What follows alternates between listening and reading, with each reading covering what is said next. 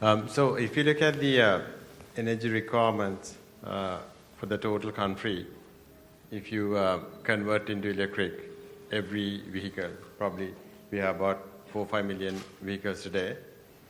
So the good thing about Sri Lanka is that we have about 1 million tuk-tuks and we have about 3 million motorbikes. So the motorbikes are only about 6 kilowatt packs and tuk-tuks are about 7 to 10 kilowatt packs.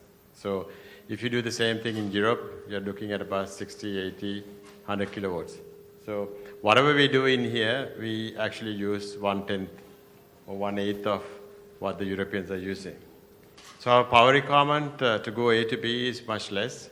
So when you calculate all that, we probably need about 2 gigawatt of power, 1.5 to 2 gigawatt power. And then if you go there and calculate how much money that we pay on diesel and petrol, it's about $3.5 billion or so per year, or maybe more. So when the barrel of oil goes up, and it's going to go up to 4 billion or so. But you can generate the same power in several ways. So today we have something called SMR. That's called small modular reactors. So they're working on 300 megawatts.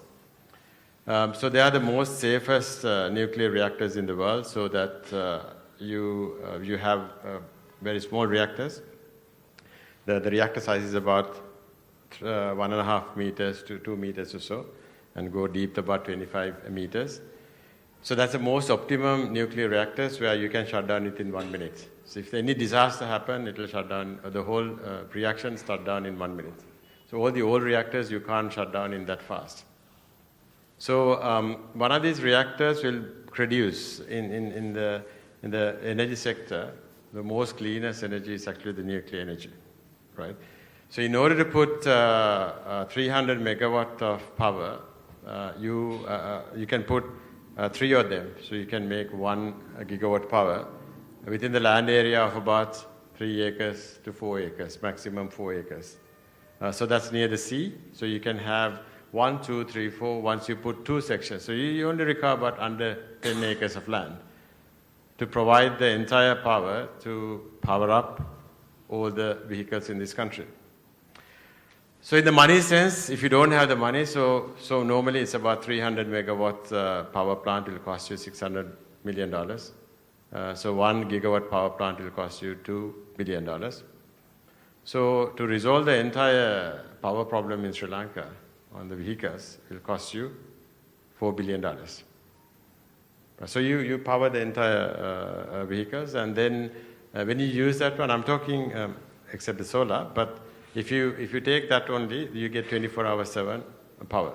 So if you can't fund it, there are organizations already funded, but they will charge you at about 0.9 cents or 0.8 cents or something. You will get a nuclear in 2 years, about 3 years time. So these are the latest nuclear things in the world. So nobody else has, only very few countries are now starting these SMRs. So that's the first thing. So that way, our whole problem will be resolved. So just imagine that our total cost is about $4 billion, and total fuel import per year is $3.5 billion. So if you look at if you do the mathematics, you pay the whole thing within about 2 years or 3 years, right? So after that, if you go there and borrow the money, you can pay the money off from the 3.5 billion. So 1.5 years time, you pay the total money, say you pay the interest and all that, you pay 3 years of the whole money back, and after that we get energy free of charge. Because once you start this thing, you only had to pay the maintenance of this one. Say you pay 4 cents or so. They will do the whole nuclear wastage, and they will take it off, and they will dispose it. So the total nuclear wastage is about 1 meter by 1 meter, 1 cubic meter per year. That's all. And they will take it, right? So there are clean energy manufacturing sources available, and then I can bring it to you tomorrow if you want. If you sign the paper. What time? Anytime. So that is available. So these are not the things that we had to look for. It's already there. So even if you take the solar, solar energy itself, normally for $600 million, you can make 1 gigawatt, right?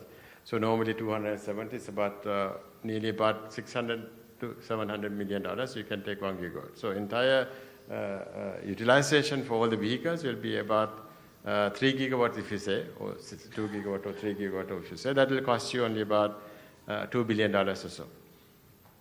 So the question is like, the people will ask, and we already had funding as well. If you go there and talk to the World Bank, and they said, we'll fund it, but we need the dollars back. We need the dollars back, we don't need the rupees. So the government has to sign the paper and say that from the fuel savings that we do, we will definitely allocate these particular dollars towards you. Because today, our exports are about 12 to 14 billion dollars. But unfortunately, the government failed to allocate that 12 to 14 billions onto the necessary stuff. If they did, I don't think that we have any problems. We seriously, as Sri Lanka, doesn't have any problem. But it's a mismanaged on finance. But if you go there and allocate that $3-4 billion towards this one, or $2 billion towards this one, $2 billion electrification. Right? So that way, within the 5 years, we resolve the entire transportation problem, and also we resolve the entire energy problem. Right? So we already have the nuclear, and we already have the solar. We have the expertise on doing both. Right? So, and that is what I'm trying to say. So when you go there and see the other impacts, environment impacts, so nuclear is zero, this thing. You don't have any carbon emissions at all. And the solar doesn't have no carbon emission. And if you do that one, you don't have to burn fossil fuels. Over 40% of our power is from hydro. So even if the hydro dries up, we don't have to burn fossil fuels if we get ourselves organized. If the government thinks, and we can solve that problem. I don't think there's any problem in the transportation and green energy and all that. It's a kind of overnight solutions there. So if we say we don't want to do that, we don't ramp up in that level. Even if every household has solar cells, right, slowly but surely, with these kind of prices, you are better off having the solar. And if the government allocate the money, dollar money against that solar and renewable sources, and then the people can get more and more solar, and then you are saving a lot of money, because solar at the moment 40 rupees per kilowatt, or maybe more, 45 rupees per kilowatt. And the solar will, return of investment, it will be 4 years or so. And today I see we do a lot of solar as well. So 23.5% solar efficiencies are there. And the Sri Lanka, the advantage, unlike anywhere else, we have 365 days sun. All the other countries, they don't have it. And if you go to Norway, they think that their whole return of investment is based on 6 months. Ours is 12 months, right? So we can put all this solar, and even if every single individuals go for off-grid solar, and we have offices completely running on off-grid. We burn about, say, 60 kilowatt, 70 kilowatt for an hour.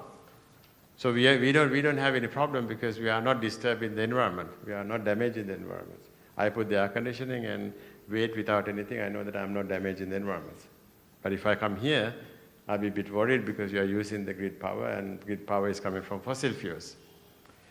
So for me, the most important thing is that I did every single thing because I want to protect the environment. And I was doing this one for the last 15, 20 years. And I was telling you, every single speech I made, I said that temperature is rising and rising and rising, because we have reached the carbon tipping point about 10 years ago. So whatever the carbon that we have manufactured now, that has been oxidizing now, the carbon, we are manufacturing more carbon than we are producing oxygen out of it. So every day, carbon is actually increasing. And if you go there and see, the temperatures of every single place is rising, whether you like it or not. In Thames, I lived in Thames most of my life, just right in London. And then first time in the history, the Thames River has, it's actually lost the water 50%. It's dried up by 50%. And most of the European rivers has been dried up. And if you go to California, you just go there and read about Californian water crisis. They don't have water now. They're running out of water. And when they don't have the water, they can't actually do the plantation. They can't do any fruits and veg and all that. And then China, the biggest river, has dried up about 40% this time. And the same water crisis in Australia. So this is not a national emergency. This is a world emergency. If you don't change it, we all die, whether you like it or not. We can do whatever you want, and nobody's going to live. Our lifetime is only about 10 years maximum. If you don't stop now, right now, you need to stop it. There is no other day to stop this, right? So even now, the reverse is still dangerous. So that's the reason I myself use always electric. I myself using renewable. And also the biggest contributor for the damage of the world is methane gas produced by meat, or the meat production. So I'm always pitching everybody to become vegetarian or try to find food, a vegetable replacement or the meat replacement. I myself was a vegetarian for the last 16 years or so. So because I know the environment impact. So there are so many things that we can do together just to save this planet. Thanks, Asha. Lots of very, very interesting points that you brought up. Just to kind of summarize and interpret, do you believe that we can hit this 70% target if we make a few policy changes and drivers? Do you think we can make this 70% target by 2030 of renewable power generation with a few on the current trajectory, or we would need to make some significant changes? I mean, you don't have to wait till 2030. You can do it in 3 years. If you get your act together, you can do it in 3 years. There's not more than that. There's money available. There are so many investors out there in the market. They want to know where we are going to invest it. The only thing, they won't have the security. They can get the dollars back. Yeah. And all what the government has to do, the central bank has to say, is like, we will definitely make sure that we will allocate this money back for you. If you give in that particular guarantee, there will be so many investors are going to invest on this one. And if you do that one tomorrow, the whole country will be renewable in about 3 years. So you don't have to have a national target of 2030.